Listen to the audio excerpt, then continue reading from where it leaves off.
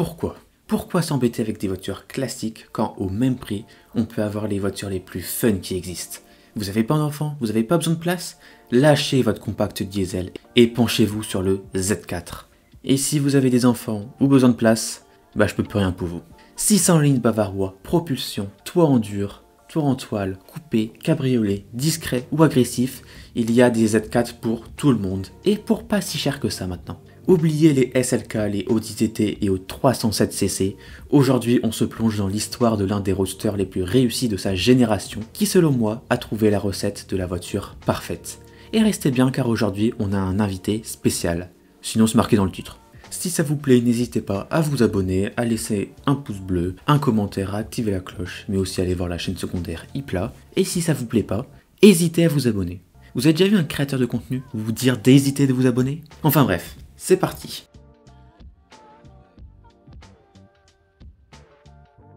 En 2002, chez BMW, une révolution s'apprête à commencer. Après la série 7 E65, c'est toute la gamme BMW qui va avoir un tout nouveau design révolutionnaire, le Flame Surfacing. Surface enflammée en français, c'est un coup de crayon particulier, comme des flammes qui dansent, qui fera la différence des BMW des années 2000. Beaucoup n'aimeront pas et voudront la démission du designer Chris Bangle. Tu dégages! Mais 20 ans plus tard, ce design est accepté, voire enfin apprécié. En 2002, c'est aussi la présentation d'un roadster chez BMW, dans une lignée qui existe depuis 1989, les Roadster Z.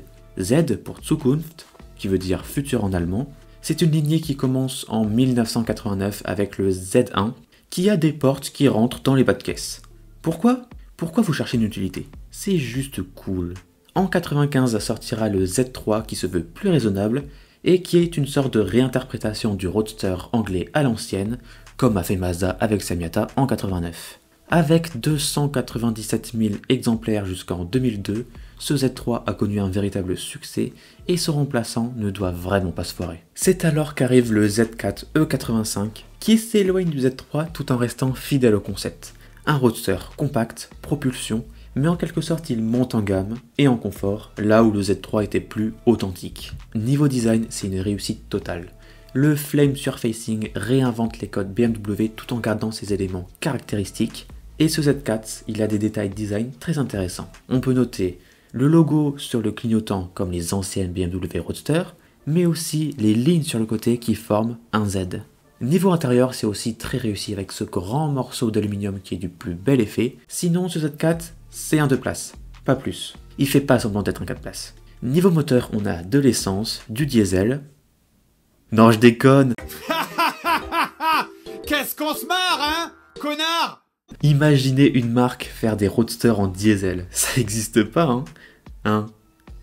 Au début, on n'aura que du 600 lignes, de 170 chevaux à 231, ce qui suffit largement à déplacer le véhicule dignement. Par la suite, on aura un 4 cylindres de 150 chevaux, mais aussi un 600 lignes de 265 chevaux, et enfin le 6 cylindres de la M3 E46 de 343 chevaux, et ça nous donne le Z4M. En 2006, BMW pète un plomb. Bon, ils ont beaucoup pété les plombs dans les années 2000, on en reparlera dans une autre vidéo. Mais là, ils mettent 343 chevaux dans leur petit roadster. Parce que là, faut se rendre compte, le Z4, il est vraiment petit. Niveau longueur, on est globalement sur une 208 ou une Clio 5. Résultat, cette véritable petite bête fait le 0 à 100 en 5 secondes à une VMAX bridée à 250 km/h. Le tout en boîte manuelle et avec un train arrière qui ne demande qu'à vous catapulter dans le premier fossé. Le tout s'accompagne d'un petit kit carrosserie agressif avec 4 sorties d'échappement du plus bel effet. Mais certains cherchent la puissance sans l'agressivité. Ils cherchent la classe, l'exclusivité. BMW ne leur convient pas?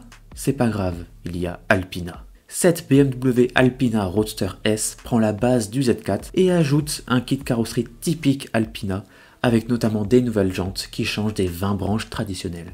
Mais il n'y a pas les bandes sur les côtés, ça c'est dommage. Niveau moteur, le 6 cylindres de 231 chevaux est repris et boosté à 300 chevaux. Mais si ce que vous cherchez c'est la discrétion, c'est raté. Parce que ce Z4 Alpina est limité à 343 exemplaires, contre environ 10 000 Z4M. Mais si ce que vous cherchez c'est la puissance pure, vous pouvez aller voir du côté du Z4 GT3. Ce Z4 GT3, il a gagné le VLN Langstrecken... Il a gagné le VLN Langstreckenmeisterschaft Nürburgring 2009 et 2010. Cette version de course est dotée d'un 600 lignes boosté à 430 chevaux et d'un léger kit carrosserie. Vraiment léger. Il en existera 12 exemplaires. Et ça tombe bien parce que je vais me servir de ce Z4 GT3 pour faire une transition vers la dernière version de ce Z4.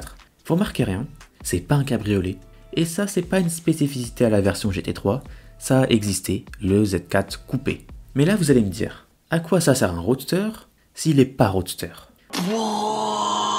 Encore une fois, cherchez pas de logique, juste c'est cool. Le restylage de 2006 fera apparaître ce fameux Z4 qui devient finalement un élégant coupé, toujours aussi bien proportionné et agréable à l'œil. Sous le capot, deux moteurs, que des 600 lignes de 265 ou 343 chevaux en version Z4M. Au final, ce sera 200 000 exemplaires de Z4 qui seront produits, c'est 100 000 de moins que le Z3, mais ça reste un véritable succès. En 2008, ce Z4 tire sa révérence et laisse sa place à la suite.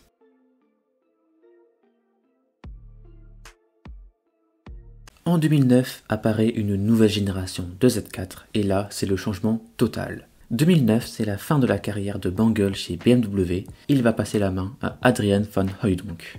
Ce dernier va transformer totalement le design BMW et ça se voit sur ce Z4 qui est l'œuvre de Julien Blasi et Nadia Arnaut. Sur ce Z4, présenté d'abord sur Internet, on peut voir des lignes plus calmes, plus sobres, en quelque sorte plus premium, qui s'éloigne un petit peu du petit roadster plus extrême qu'était la première génération. Ce Z4, il prend presque 15 cm. À l'intérieur, c'est pareil, c'est moderne, c'est premium, sans utiliser d'écran. Enfin, il est caché quoi. Mais rassurez-vous, le Z4 ne devient pas calme pour autant. On a des moteurs en 4 ou 6 cylindres de 156 à 340 chevaux. Mais ce Z4, c'est aussi la disparition de plusieurs versions, notamment la version coupée. Pourquoi ? Parce que ce Z4 est un coupé cabriolet. Oui, comme les 206, on sent la volonté d'affronter le SLK de chez Mercedes. Et donc, si le Z4 est coupé cabriolet, on n'a plus bien de version coupée. Une autre version disparue, c'est le Z4M, qui ne sera pas reconduit. C'est triste, mais on a quand même une version sportive.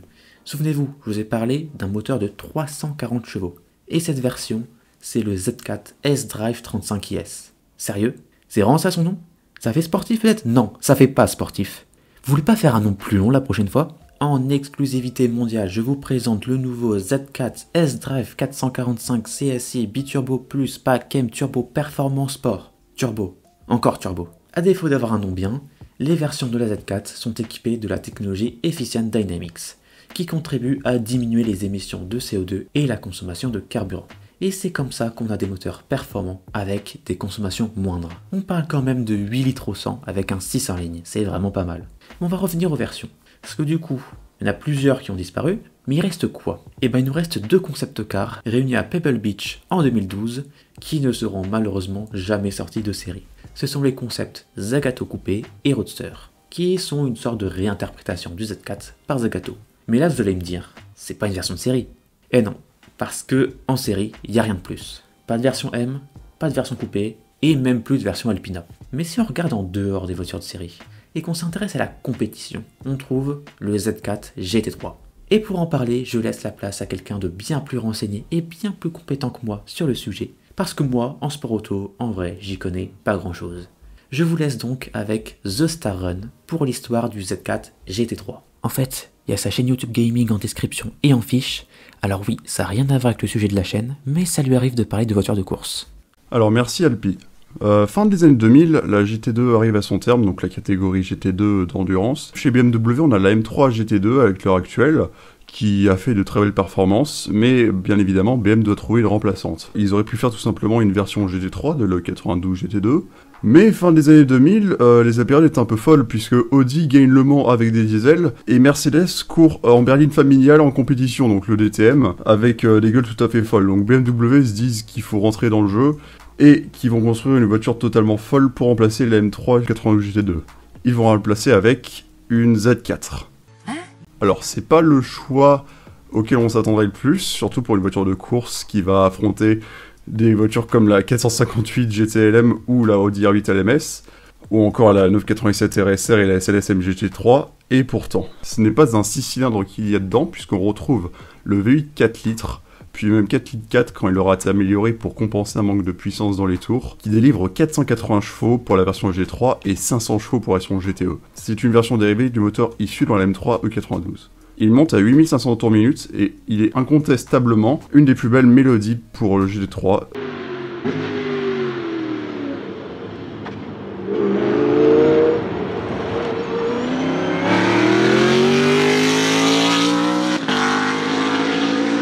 Fun fact, le moteur a été retravaillé et il est utilisé dans la version M3 GTS, une version radicale de la M3 92 qu'on connaît.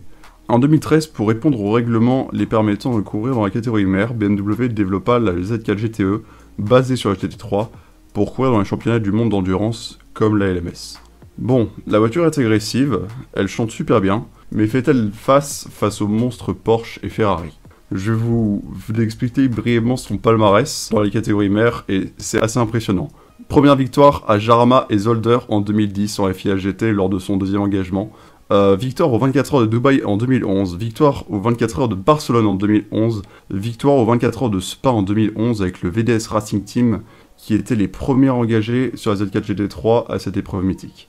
Victoire du GT World Challenge Endurance Cup par 2 victoires à Manicourt et à Silverstone, toujours avec le VDS Racing Team. 3ème en général à la saison 2011 du FIA GT1.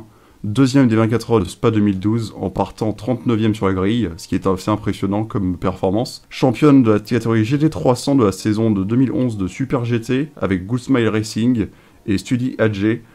C'est les premières voitures avec la réglementation FIA GT à gagner dans cette catégorie au Japon, ce qui est assez incroyable. Victoire au Fuji Speedway en GT300 pour une deuxième manche de la saison 2012 du Super GT, championnat d'endurance japonais. Victoire à Spa-Francorchamps en VLN en 2013.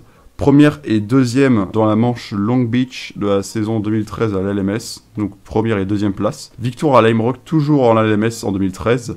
Deuxième en classe de l'LMS derrière la Corvette Racing en 2014 avec leur impitoyable C6R. Victoire des 1000 km de Suzuka en GT300 pour la saison 2014 du Super GT. Victoire aux 24 heures de Spa 2015 et encore avec le VDS Racing Team, toujours eux. Proche plusieurs fois de la victoire, son meilleur résultat aux 24 heures du Nürburgring sera une respectable deuxième place en 2015. Victoire en général dans le championnat Super Taikoo en 2015 avec Endless Love. Et pour finir, une deuxième position en Malaisie durant l'Asian Le Mans Series en 2015, qui sera probablement son dernier podium. Sans compter de nombreuses autres victoires et podiums dans les catégories inférieures. La Z4 GT3 était parmi les voitures les plus dominantes de leur catégorie. Autant dire que cette voiture et la version GTE ont eu une belle carrière de 2010 à 2015. Puis elles furent remplacées par la M6 GT3 et la M6 GTLM en 2016. Aujourd'hui, cette voiture est considérée comme une légende par les fans de BMW Motorsport, de par sa sonorité brutale et ses multiples victoires. C'est aussi avec ses livrets devenus iconiques auprès de nous, fans d'endurance des débuts des années 2010, que cette voiture nous a marqué, avec le RRL Motorsport, VDS Racing Team ou Vitaphone, qui reste parmi les livrets les plus emblématiques des GT Endurance de cette période. Avec la BMW Z4 GT3, BMW nous a montré qu'un coupé sportif pouvait se battre à armes égales face à de véritables supercars taillés pour la piste. Merci Alpi pour la transition. Retour sur l'asphalte. Merci Starrun. En 2016, c'est la fin de production pour ce Z4 qui sera produit à 115 000 exemplaires en 7 ans.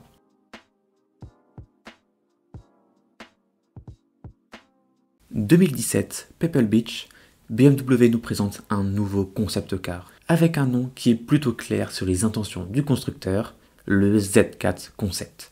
Un concept qui est assez fidèle à ce que sera la version de série qui sera sortie à la fin de l'été 2018.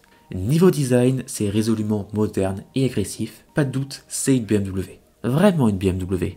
Tellement une BMW que même si on faisait une autre voiture sur cette base, ce serait quand même considéré comme une BMW. Oui, on va parler de la Supreme K5. Cette nouvelle Supra sortie en 2009 a été développée conjointement avec le Z4.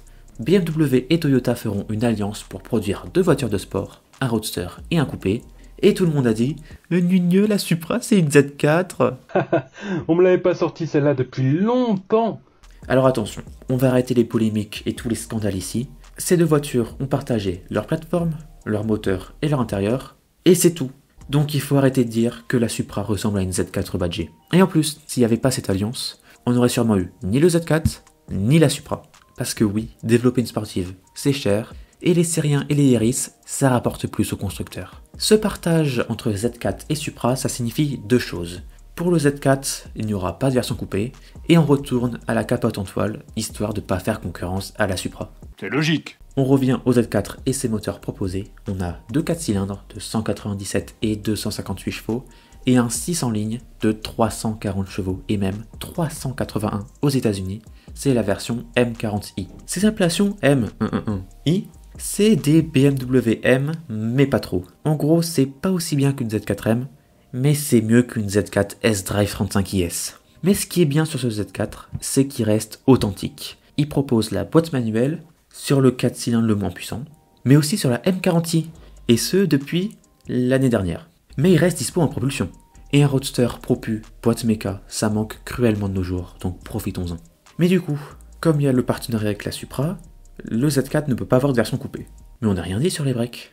2023 à Pebble Beach, nous sera présenté le Z4 Touring coupé. Ce Z4 break de chasse est juste magnifique. La partie arrière est merveilleusement sculptée. De côté, elle ressemble un petit peu à une série 1, mais avec un très long capot. Les jantes, on dirait qu'elles sont inspirées de chez Alpina. Son moteur est un 6 en ligne de 340 chevaux. Quelque chose de plus en plus rare de nos jours. Elle a encore des parties en aluminium ou en chrome. En gros, c'est la classe ultime. Malheureusement, ce Z4 ne sera jamais produit, même si une petite production aurait pu être faisable, il restera à l'état de concept. Et le Z4 dans tout ça, il se dirige droit vers sa fin de carrière, peut-être en 2026, et est-ce qu'il sera remplacé? Pas si sûr. Le marché est de plus en plus contraignant, et s'il est remplacé, il y aura certainement une version électrique, ou au moins une version hybride. Roadster référence de la catégorie, joujou accessible en prix, mais pas forcément au volant, le Z4 c'est la recette même du fun. Il a une bouille sympa, il a un train arrière qui cherche en permanence à vous nuire, et vous continuez quand même d'accélérer même si le plein vous ruine. Depuis 23 ans, ce roadster illumine nos routes l'été, ou en hiver, pour les courageux ou les malins en coupé ou coupé cabriolet, et on espère qu'il reste une place pour cette part de bonheur dans l'automobile future. Merci à tous d'avoir regardé la vidéo, j'espère qu'elle vous a plu. Si c'est le cas, n'hésitez pas à vous abonner, à mettre la cloche, à mettre un pouce bleu, à mettre un commentaire, à aller voir ma chaîne Ipla. On se voit dans une prochaine vidéo. Moi, je vais aller acheter un Z4 S-Drive 445 CSI Biturbo Plus Pack M Turbo Sport Turbo blablabla. C'était Alpi, à plus. Il vous reste des turbos?